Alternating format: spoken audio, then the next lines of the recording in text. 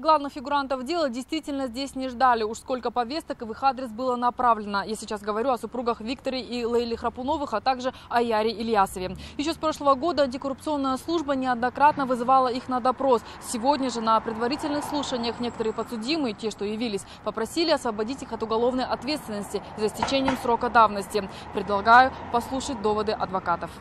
Материалами уголовного дела установлено, что данные преступления имели место в период с 1997 года по май 2005 года.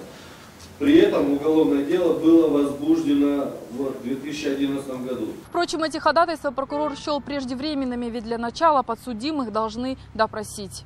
Прошу, уважаемый суд, отклонить данное ходатайство. Как я уже сказал, это должно быть разрешено в ходе главного судебного разбирательства. Далее суд приступил к установлению анкетных данных подсудимых. Экс-заместитель акима города Яков Заяц на суде заявил о проблемах со здоровьем. Также он частично признал свою вину, так же, как и другие подсудимые. Напомню, главные фигуранты дела Виктор и Лейла Храпунова, Яр Ильясов и еще 9 человек обвиняются в хищении госимущества, мошенничестве, злоупотреблении должностными полномочиями, получении взяток и легализации похищенного. Ущерб государству от их преступлений оценивается в 250 миллионов долларов. Сейчас Храпуновы, по некоторым данным, проживают в Швейцарии.